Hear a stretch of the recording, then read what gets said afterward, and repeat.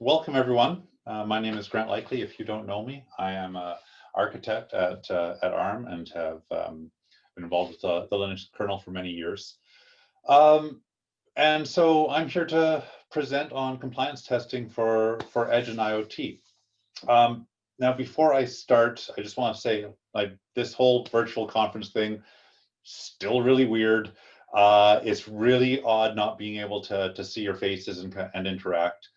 Especially on this presentation, this is actually very much work in progress, and so questions and thoughts are really much appreciated.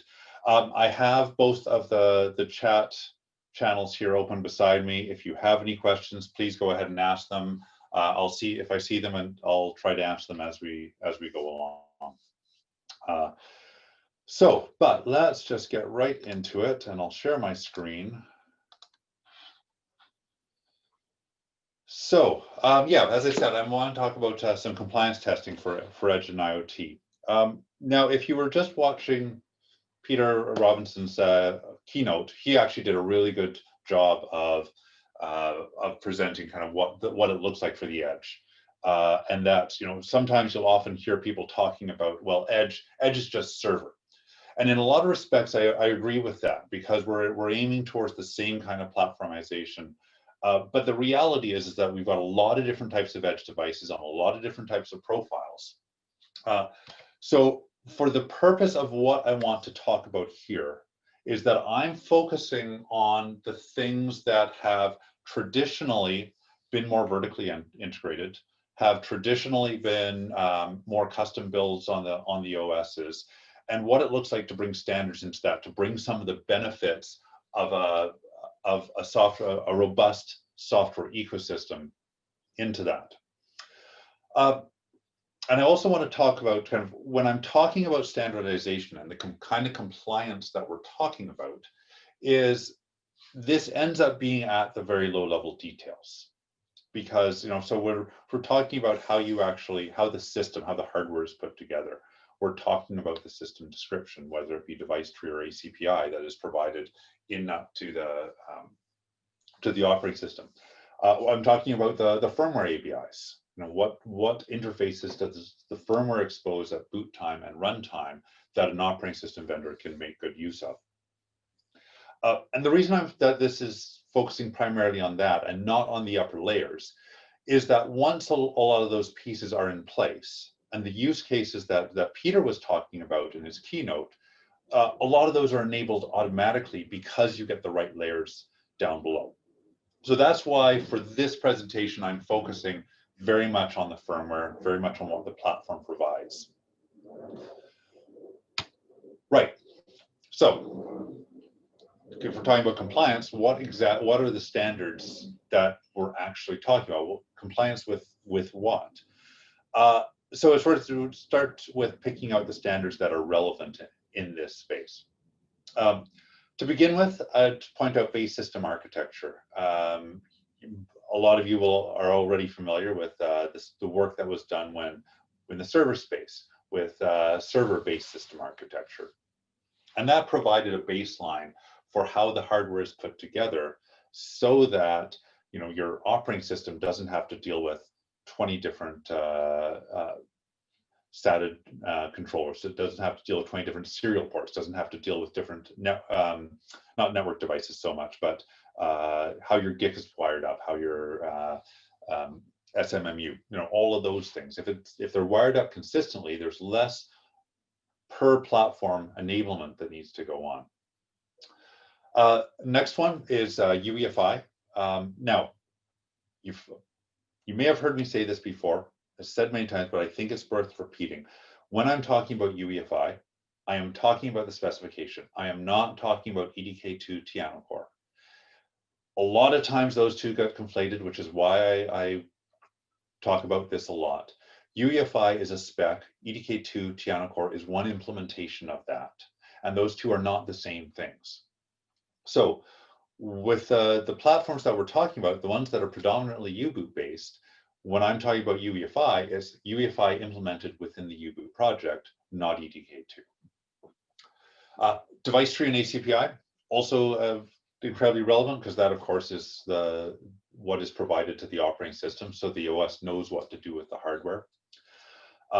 EBBR is, you can find EBBR on GitHub there. It is an open project to produce kind of, it's basically a roll-up spec that defines the requirements and picks and pulls out which requirements are necessary to pull together a consistent platform. And this is a project that got started about 3 years ago at Alenaro Connect to create a set of documents that are relevant for the embedded space. And then also PSA. If you look at platform security architecture and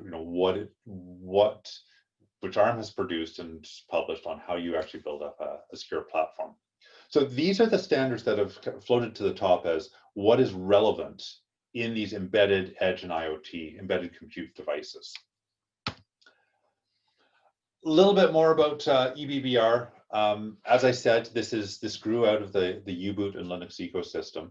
The main pain point that was highlighted is all of the Linux, particularly the community distros, Fedora, SUSE, Debian, Ubuntu, maintaining support for all of the ARM single board computers was just about impossible or really difficult because every single board required custom engineering to bring them up. So EBBR, already SUSE and Fedora had been championing for the UEFI specification to be implemented in U-boot so that they could use that for the majority of their OS support. And what they were able to do is, in fact, ship a U-boot image for the particular board. But that U-boot image, that's the only really custom piece that ends up being in the image on the platform so that it can then jump in and use the UEFI ABI to actually get into the operating system. So what EBBR is covering is a subset of the UEFI ABI. It talks about secure world interfaces like PSCI, firmware and OS separation, and it also goes into how to deal with some embedded specific constraints, such as shared storage. Right? If eMMC is the only device that's on your platform, and both your firmware images and your OS images have to exist on that same thing, how do you actually share between those two? And the two other big points I want to bring up on this is, first of all, EBBR is designed to align with what's already happening in server and desktop and data center. Right? The goal is not to create a new set of standards that diverges and goes off in a different direction, but rather to adopt standards that already exist where it makes sense to do so. So UEFI, by adopting the UEFI spec or standard into traditionally vertically integrated products, you actually get the benefits of consistent deployment, but it's not a full upheaval of how you actually would build platforms. And the other thing I want to highlight with EBBR is that this is a cross-architecture spec, or at least it's intended to be. If you go and take a look at the spec right now, you'll notice it only covers ARM and AArch64. But the structure of the spec is, this is for the embedded compute ecosystem, and other architectures have been expressing interest on being involved and having their architectures included within the document. Right. Okay, so I've spent a bunch of time talking about the context, but the big elephant in the room when we're talking about standards for embedded compute is we don't have any way to say whether or not the platform is compliant. We don't have any compliance testing. We don't have any tooling. We don't have we don't have any way to put a stamp on a product and say this is compliant, and therefore this set of embedded operating system is going to work out of the box on that product. So that's what this presentation or discussion, this is really more of a discussion topic. That's what I'm talking about today. And I'm going to go through what it would look like to have a compliance testing program for embedded compute devices. And so if we need a compliance testing, just note a question, is base system architecture the same as SBSA, or is it a different spec? SBSA is the server-based system architecture. So I've just stole those last 3 letters to talk about what it looks like for the hardware, but I don't have anything that I can really talk about that right now. So some of the questions that we have to ask on whether the platform is compliant is, I mean, what OSs are going to boot reliably? Are the interfaces that are required by the specifications implemented correctly, or do they behave in some odd manner? What are the boot scenarios that need to be supported? Do you need to boot off of USB? Do you need to, I mean, SD card or eMMC is important. Network over-the-air update. What are the interfaces that are needed? And then what would a compliance test procedure look like? Now, I will step back for a moment. For what I've got on the next few slides is very U-boot centric. That isn't because any of these specifications require U-boot. I want to be really clear on that. But the predominant platforms are U-boot based and they are Linux based. So the examples that are going to be given here are going to be from that context. Right, so the first stage, if we're bringing up trying to make a platform compliant, is make sure we've actually got UEFI turned on. There's been a lot of work by the engineers who've been working on U-boot to enable this. Heinrich and Takahiro, Ilias, there's been just a ton of work gone into to stabilizing and refining the UEFI implementation in U-boot. A lot of people don't know that it's actually there.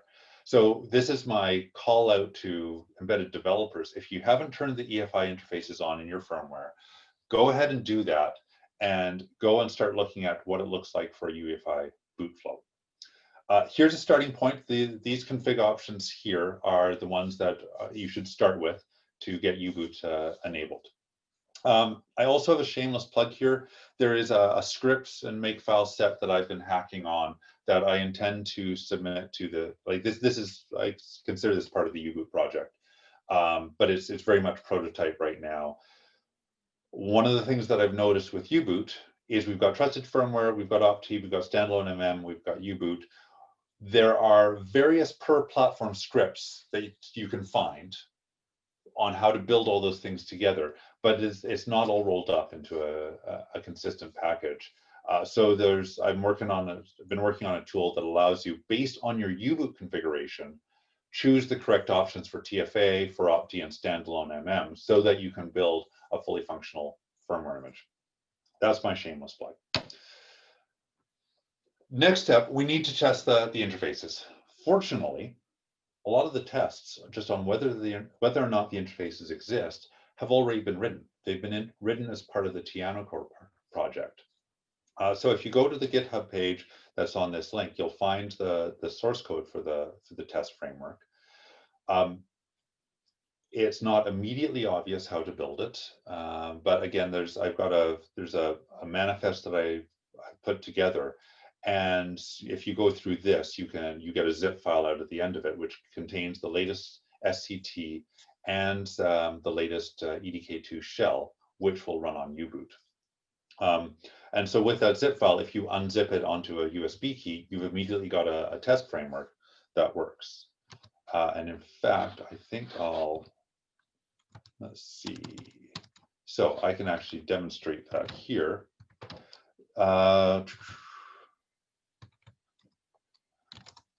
Right, so this is, no, that's not it. Okay, to test manifest. This is the output of the script. I don't really need to show you that, but what I do want to show you is I have here a Rock Pro 64 RK3399 based platform, and I'll just reset it. And you can see here, this was built today, September 22nd. As it's going through the regular boot, this is using the stock scripts in U-boot, and it will go through EFI boot device selection, and here is the UEFI shell, where it was able to find it on the USB key and boots the right thing. That drops me to a EDK2 shell prompt, and I can run the SCT. It gives me some help task, and I can do SCT-A, and it will actually start loading up the tests and running them one by one. So that's all well and good. We can run the SCT tests, and again, Takahiro and Heinrich have done a ton of work to make this, to get the SCT running and a lot of the tests working. This is now becoming, looking through one at a time of figuring out what are the interfaces that need to be refined. So if you're working on a platform, another strong advice I have is get onto mainline. If you're not running with mainline, get onto mainline, because these interfaces are maturing fast. Right, so I'll just let that run and come back to my slides. Right, and I'm running a little low on time, so I better get moving. Next step, this slide isn't nearly so happy, because I can tell you to run the tests, but I can't tell you what the test results mean yet, or whether or not that's compliant with the EBBR. We don't have any parsing tools at the moment. Stuff is being worked on, so it's not like there's nothing happening here, but there's nothing that's actually released in public out there on how to parse and interpret the SCT results for an EBBR platform. If you're interested in, this is something that there's lots of room for collaboration. If you want to help with this, I would really appreciate, just let me know, and we'll work that out. Let's see. Okay, boot an unmodified OS. Right, then I think that the next bit of a certification program is, what are we actually able to boot?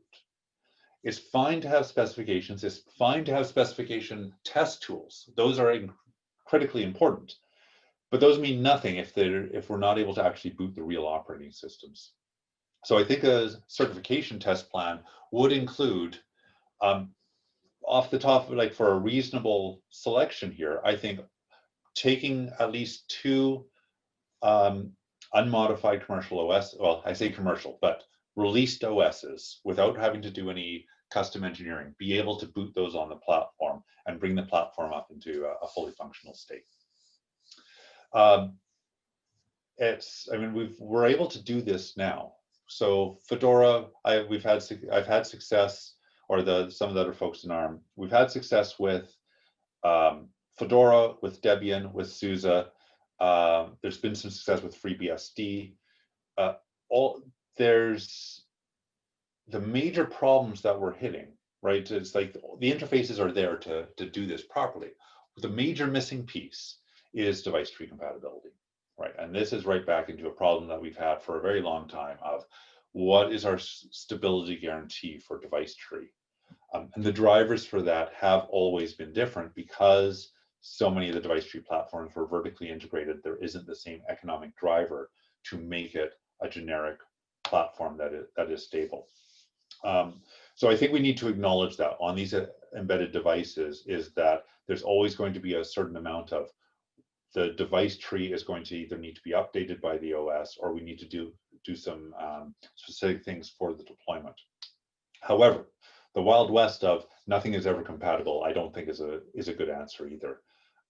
This is still being tackled within the device tree evolution project. And so that's not really going to get solved here. But what a certification plan looks like, we would need to reflect that. One question that I've been asked is, if I'm talking about primarily vertically integrated, if I'm talking about Yocto, why do I bother with testing distros? Why is that important? Two answers to that. First of all, is I think the distros are important. These platforms have gotten so complicated that it's not enough to, it's not just Yocto, right? And if you're trying to maintain, do security updates, try to keep up on the product, and you're doing it all yourself, like if you're responsible for tracking all the projects, Yocto can be a very heavy load. That's a lot of projects you've got to track. As a device vendor, it's really appealing to partner with a company that already does that, which looks an awful lot like a Linux distro. And so if you've got the ability to run distros as your substrate for the application you want to run, you can offload a lot of the security issues and management. So I think there's good economic reasons to want to use distros. The other reason is that distros are going to have much stricter requirements on the behavior of the platform. So if it works with a distro, it's going to work with the vertically integrated as well. and it drives the project. It drives things like U-boot in the right direction. Right, and then this one isn't very, testing multiple deployment scenarios. This really needs to be flushed out. I don't have good answers on this. This is mostly a list of thoughts of we need to deal with, USB boot, Pixie boot. What does it look like to deploy over the air, over the network in a standard way? I think with UEFI, and we've got the framework to be able to do that. And I think we actually need within the embedded compute ecosystem to start adopting particular deployment mechanisms, so that I think we can use much the same tools that are being used in the data center space, but adapted for the edge compute. Right. I think that's okay. I'll come back to that in a moment, but there have been some questions. So Paul was asking, building U-boot, TFA, Opti, and standalone MM together sounds like a job for the Yocto project. I'm just going to set that one aside for. We can talk about that on chat later, because yeah, that's a very specific project. Major barrier to bolting. Hardware vendor kernels is the other major. Okay, so Paul also pointed out that booting unmodified standard OSes, the vendor kernels is a massive problem, and that is absolutely right. Unless your SoC and board support are in mainline, the distros will not pick it up, and you won't be able to boot. So if you want to get into your products in an ecosystem that supports the distros, you got to be mainline. Right, so I think that's it. I've got about 3 minutes left. Next steps on this, as I said, there is active work on what a certification plan would look like. I think this needs some collaboration on. So anyone who's interested, message me, email me, and we'll talk about kind of getting results out of the SCT, going through getting a reasonable test plan for booting distros. We've got some gaps right now. I mean, runtime services has been a showstopper for a long time on UEFI. That is changing now because runtime services is being implemented, but it does have some gotchas. And so how you actually manipulate boot flow is important. Heinrich brought up firmware test suite. Yes, I should have had firmware test suite in the slides, and I forgot to add them in. But firmware test suite is another test suite that is relevant here. And consistent process. I would love to be at the point of having being able to do useful plug fests for EBVR class platforms. I tried to do that a number of years ago. Wasn't quite as well organized as well. It wasn't well organized, so it wasn't particularly useful.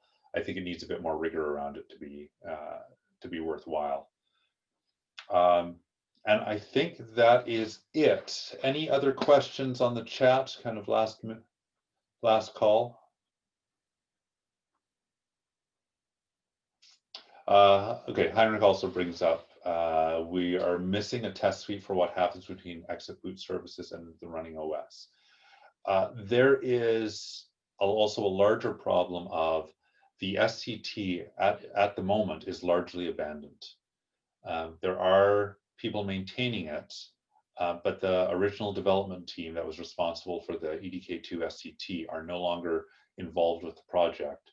And so I think it's the last two revisions of the UEFI spec. We don't have any tests written for those, for any of the new content. However, on the other hand, the SCT has recently become open source in the last couple of years.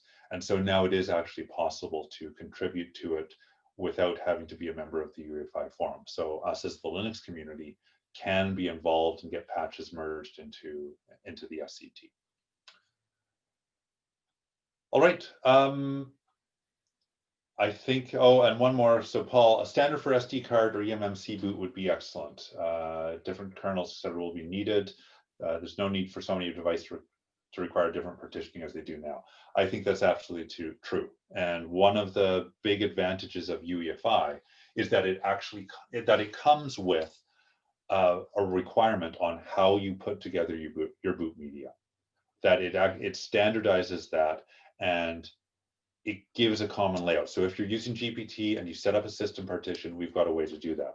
There are some weaknesses there, however, in that the system partition, the way it's defined as a fat file system, is not particularly resilient against corruption. So there's actually work needed to, I think, on the UEFI spec on how we make resilient systems that can do A/B update, and trying to update one component won't end up causing corruption and crash the whole system. Anyway, I am out of time, so I'm going to have to drop off. And so I just want to say thank you everyone who joined for watching. Message me on chat or email me, and enjoy the rest of the conference.